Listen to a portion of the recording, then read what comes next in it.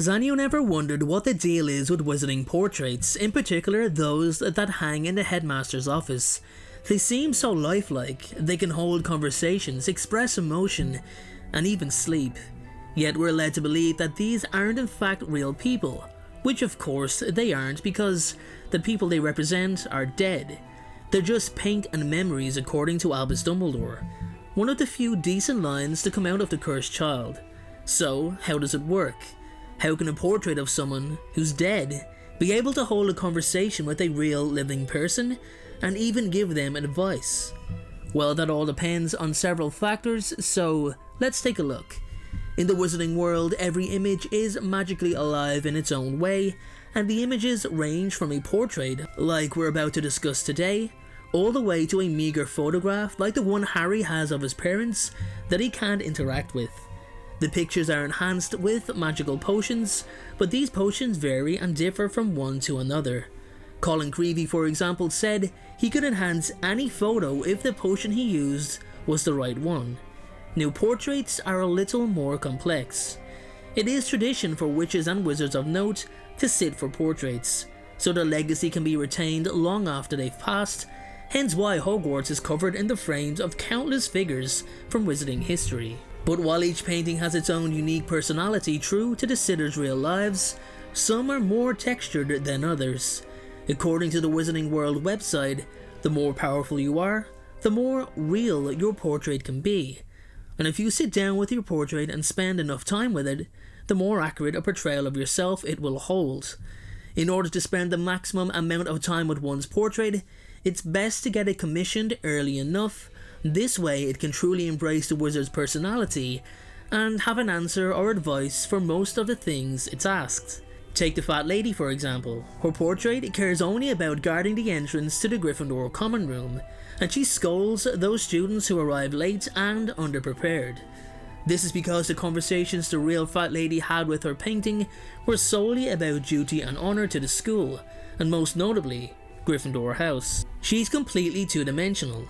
You're not going to get some deep, meaningful conversation out of her that isn't about what she represents. Or what about Sir Cadogan, whose portrait is forever challenging people to a fight? He's falling off his horse and he's behaving in a fairly unbalanced way, which is how the subject appeared to the wizard who had to paint him, because Cadogan never bothered spending the required amount of time with his portrait in order for it to develop. Traditionally, a headmaster or headmistress is painted before their death. Once the portrait is completed, the headmaster or headmistress in question keeps it under lock and key, regularly visiting it in its cupboard if so desired, to teach it how to act and behave exactly like themselves, and imparting all kinds of useful memories and pieces of knowledge that may be shared through the centuries with their successors in office. This is why Dumbledore's portrait was so real. He was extremely powerful, extremely knowledgeable, and so wise that he ended up leaving behind arguably the greatest wizarding portrait in the school, possibly in existence. Its only rivalry, if you ask me, could have been that of Armando Dippet's portrait, as the man lived for over 350 years. Portraits cannot be shaped by new experiences or be given information that is outside their own experience during their lifetime. With that being said, they can remember conversations had and reiterate points made from previous conversations. As I've mentioned, they can also express emotion and can even be destroyed, which ruins the memory of the person in question. It's actually considered every portrait's biggest fear, being damaged beyond repair. With that being said everyone, that is my take on how wizarding portraits work. I really appreciate your support, especially over the last couple of months. I know I changed the channel to a different name and then I changed it back. And yeah, it's been a journey trying to get back to the heights that the channel once had.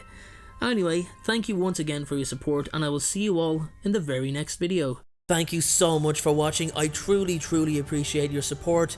Everyone, notifications of uploads are more important than ever, so please, if you haven't already, turn those notifications on to make sure you're notified the moment my video goes live.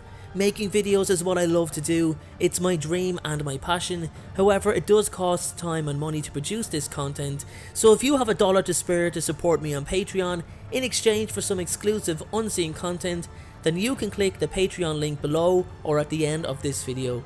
Please only support me if you can afford it. And make sure to follow me on Instagram at InstaDeanJ and on Twitter at PotterFolklore.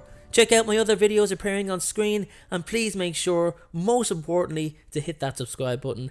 Thanks again everyone, and please have a great day.